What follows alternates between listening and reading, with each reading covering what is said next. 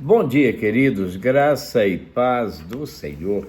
Hoje é domingo, dia do Senhor, dia de estarmos na casa do Senhor para adorá-lo com toda a nossa fidelidade, toda a nossa dedicação.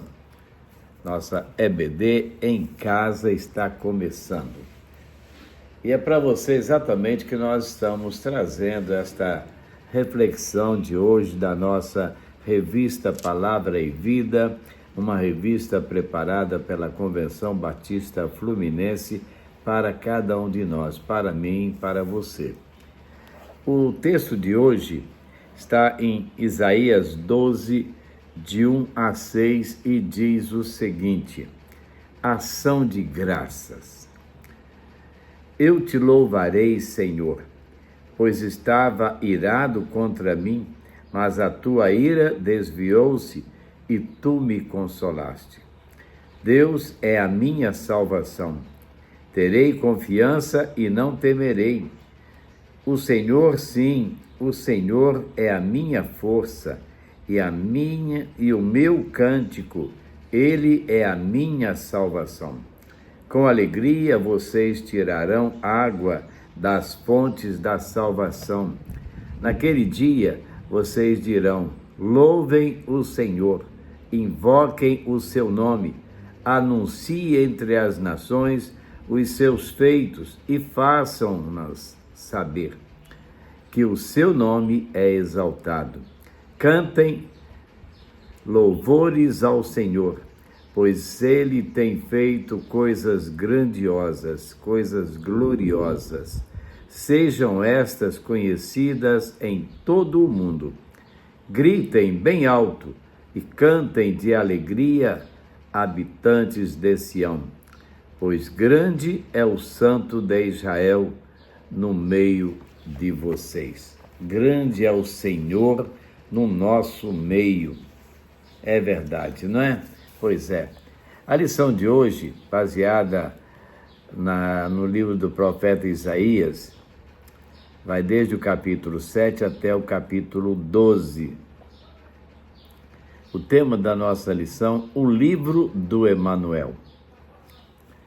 O objetivo da nossa lição: conjugar o temor dos tempos desafiadores com a esperança que temos com o advento do Senhor Jesus e destacar a conexão dos textos de Isaías 1:11 com Mateus 2:23 para aplicação da vida dos crentes de hoje. São chamados de livro do Emanuel os capítulos 7 a 12 de Isaías, que tem por escopo repreender a nação por sua indiferença quanto ao plano de Deus de salvar. A promessa do Deus conosco será o grande sinal para que Judá coloque sua confiança no Senhor. Esse sinal garante ao mesmo tempo a libertação das dinastias davídica e seu juízo histórico iminente. O juízo virá por meio da Assíria, capítulo 8, mas a libertação e a glória virão pelo Filho prometido, capítulo 9, de 1 a 7. O reino do norte, inimigo imediato, e a Síria, inimigo futuro, serão derrotados e o remanescente será trazido de volta para desfrutar da glória do reino do Messias, capítulo 11, e adorá-lo sinceramente, capítulo 12. Então vamos ao primeiro momento da nossa lição de hoje. O que diz lá o primeiro momento? O sinal do Emanuel. É chamada de Guerra Sírio-Eframita o período que vai de 735 a 732 a.C.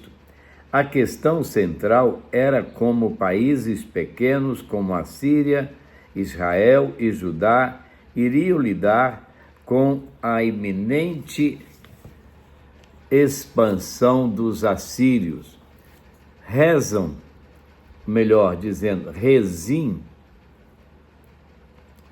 e Peca, reis da Síria e Israel, desejavam unir forças com Acás, rei de Judá, para impedir os assírios de avançarem, mas Acás recusa.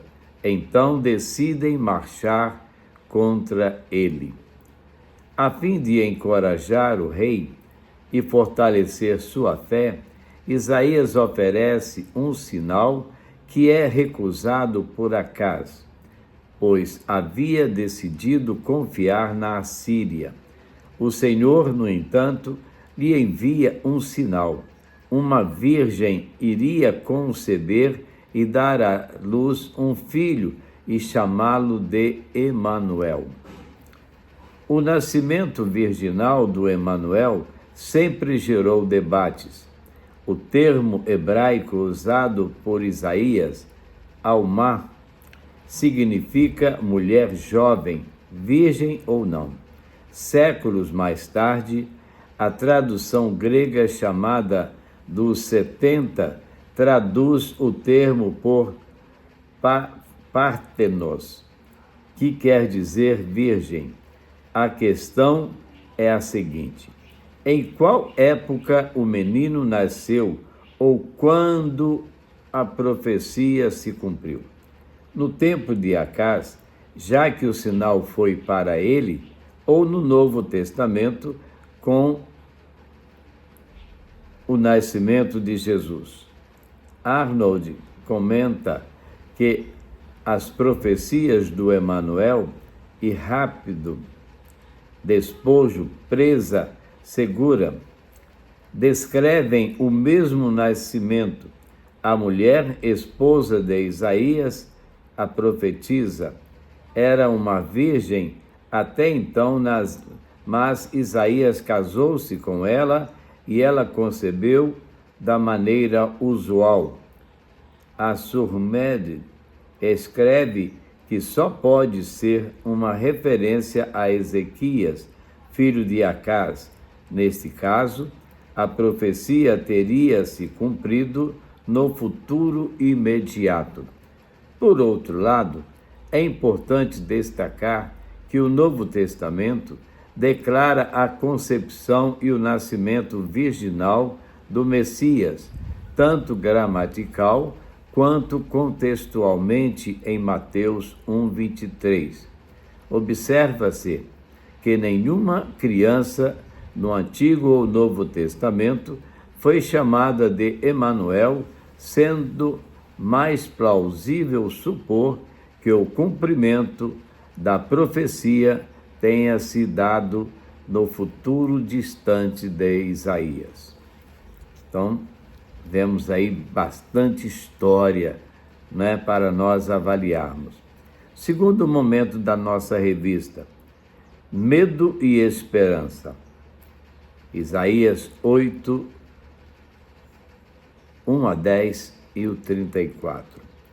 A instrução de Deus a Isaías para escrever uma profecia em uma tábua, simbolizando que a mensagem divina é clara e deve ser registrada para que todos possam ver, revela o juízo iminente do Senhor e serve como um testemunho contra a infidelidade do povo.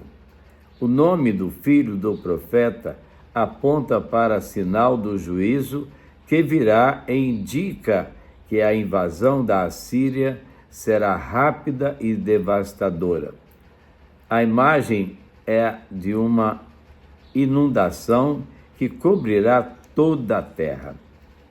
O trecho do capítulo 8, 9-15, destaca que para aqueles que confiam em Deus, ele será um refúgio e uma rocha.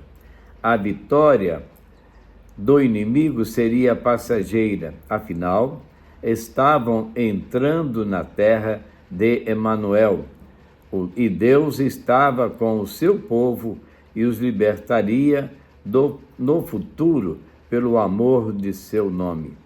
O exército de Senaqueribe, rei da Assíria, de fato acampou em torno de Jerusalém, certo da vitória, mas Javé os derrotou com um único golpe. Isaías 37. A parte final do capítulo 8, 16 a 22, atesta que, apesar de todos terem rejeitado a mensagem de Isaías, isso não significa que seu ministério fosse um fracasso. Os verdadeiros discípulos haviam recebido a palavra de Deus e, pela fé, o profeta poderia esperar que ela fosse cumprida. Como os salmistas, Isaías já aprendeu que muitas vezes na vida o que se tem a fazer é esperar no Senhor. Verdade, não é mesmo? É uma das frases mais bonitas que a gente ouve de vez em quando. Espera no Senhor. Por que estás abatida, ó minha alma? Espera no Senhor. Por que você está preocupado? Espera no Senhor. E nós precisamos esperar no Senhor. A mensagem de esperança e redenção é evidente no capítulo 9, após descrever as consequências do pecado e a invasão assíria. Em capítulos anteriores, o profeta traz uma promessa de luz e restauração, anunciando a vinda do Messias. O povo que andava em trevas viu uma grande luz. 9:2. Tempos tenebrosos e de medo seriam substituídos por tempos de alegria, descanso e sossego. O verso 6 do capítulo 9 registra um dos textos mais conhecidos do Antigo Testamento. A descrição do menino aponta para a natureza divina e a missão do Messias, que trará um governo de paz e justiça. O príncipe da paz traria verdadeira restauração entre Deus e o homem. O terceiro momento da nossa lição fala de o rei novo do Senhor. Isaías 11, 1 a 12, 6. O trecho de 9:8 a 10:34 registra profecias contra o reino de Israel e a Síria. O conhecimento desse contexto ajuda a entender adequadamente a estrutura dos capítulos 11 e 12. O final do capítulo 10, versos 33 e 34, é um contraste com o início do capítulo subsequente, assim como se desmata e destrói uma floresta. O orgulho assírio seria destruído. Mas por quê? Porque eles se orgulharam de ser machado de Deus para disciplinar Israel. Capítulo 10, verso 15. Mas do tronco da linhagem de Jessé nascerá um renovo. Isaías 11:1 é comumente atrelado a Mateus 2:23. A princípio parecem desconexos, mas suscitam perguntas pertinentes, já que texto profético nada fala sobre Nazaré e o de Mateus nada fala sobre Jessé. Teria Isaías profetizado errado? Uma pergunta a considerar, não é? Teria o evangelista se equivocado na referência ao Antigo Testamento? Outra pergunta: se Jesus nasceu em Belém, por que é chamado de Jesus de Nazaré? Os autores bíblicos fizeram um jogo de palavras difícil para nós, mas não para os leitores da época. A palavra no hebraico é netzer, que significa broto broto descendente. Essa palavra rima é a raiz da palavra Netzaré. Nazaré significa o que é protegido, guardado ou separado. Pode vir alguma coisa boa de Nazaré? João 1,46. A cidade era desprezada, assim como a família, Jesus e os próprios filhos de Deus. Não se pode desprezar ou ignorar os pequenos começos, afinal, a grandeza do Senhor, capítulo 12, verso 5, nem sempre se manifesta em conformidade com a grandeza dos homens. A Bíblia nos revela algo precioso. Jesus é nazareno, não porque nasceu na pequena cidade, ele é nazareno porque é o renovo, o broto ou rebento da árvore que foi cortada. Do tronco da linhagem de Jessé brotará um renovo, sim, um novo ramo, que de suas raízes dará frutos. A majestade do Senhor será revelada no Rei Novo, de Deus que restaurará a nação e manifestará seus feitos entre os povos. Capítulo 12, versos de 1 a 6. Conclusão. O livro do Emanuel revela a forma como Deus cria e expressa o seu tipo de grandeza. Isaías descreveu um renovo que viria da linhagem de Jessé, pai de Davi. O Espírito do Senhor daria a ele o poder de liderar as nações e proporcionar paz a todos. Até mesmo as bestas selvagens voltariam a ter harmonia. O povo de Deus cantaria de júbilo e celebraria a bondade e a salvação de Deus. Aqueles que colocam sua fé no Senhor Jesus Cristo podem esperar por esse dia com grande ansiedade. Esse rei, ou esse reino messiânico, será dirigido pelo Espírito de Deus, dentro da mais absoluta justiça, e será um reino de paz, que é uma das maiores bênçãos que o homem antigo podia ter, o conceito de Shalom.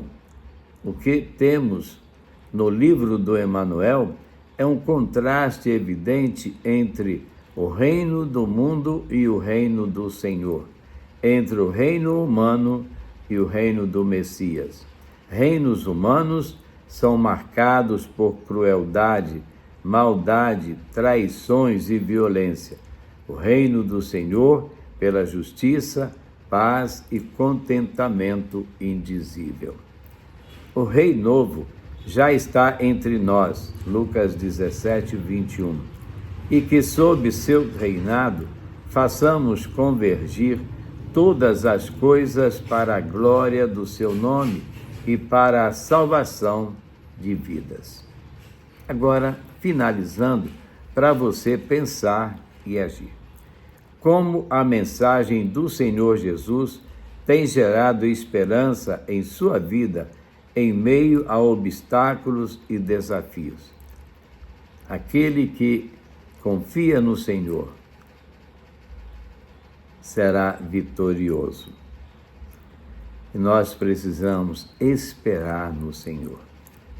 Segundo, como o contraste entre o reino mundano e o reino do Senhor impacta a sua vida, de maneira que suas ações e condutas convirjam para o conhecimento de Cristo e testemunho eficaz.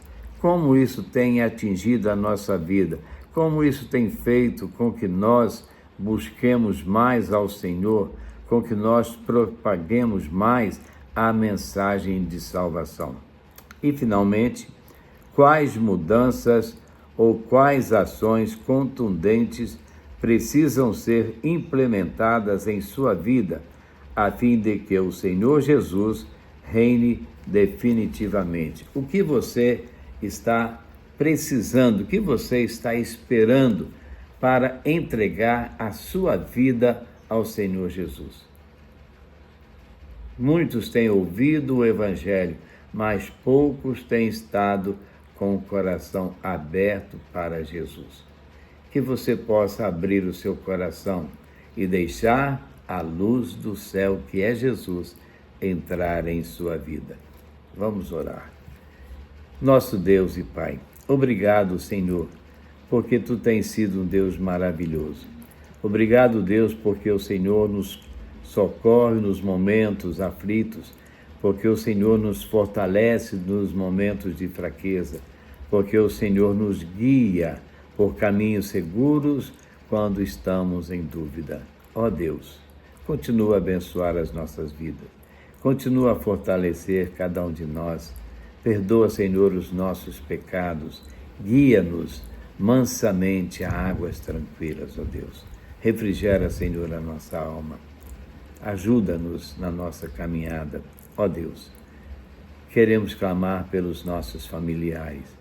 Que o Senhor nos abençoe a cada um de nossas famílias, ó Deus, em toda a sua extensão. Fortalece-nos, ó Deus. Dirige os nossos passos. Abençoa, Senhor, as tuas igrejas. Quantas igrejas atravessando problemas delicados, mas o Senhor pode trazer a solução que o Senhor tem para cada uma delas, Deus. Abençoa seus líderes e pastores, dando a eles sabedoria para orientar o teu povo.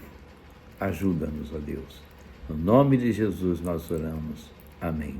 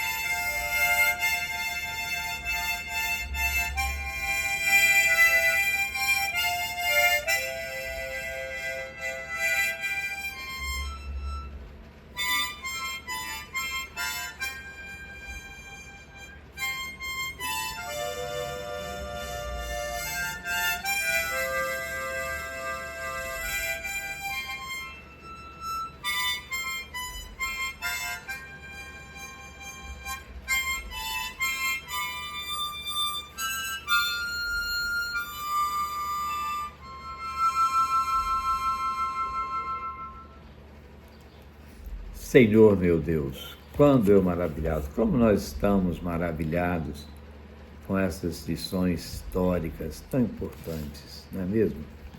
Que nós possamos a cada dia aprender mais do Senhor para estarmos cada vez mais na sua presença. E assim, queridos, Estamos chegando ao final de mais uma EBD com você. Hoje, domingo, terceiro domingo, dia do Senhor. Estamos estudando a lição de número 3 e nós queremos dizer a você uma coisa. Aproveite o dia de hoje bastante. Reúna com a sua família, aquele momento de comunhão, aquele almoço delicioso em família. Aproveite esses momentos, se alegre bastante e logo mais vá à casa do Senhor. Logo mais, a partir das 19h30, a igreja está reunida para adorar e celebrar o nome do Senhor. Nós queremos dizer a você, não fique em casa, não fique em casa, vá à casa do Senhor e que Deus abençoe grandemente a sua vida. E amanhã, segunda-feira, se Deus permitir, estaremos de volta trazendo para você uma nova reflexão da palavra do Senhor para edificação das nossas vidas. A todos, um bom dia na graça e paz do Senhor Jesus.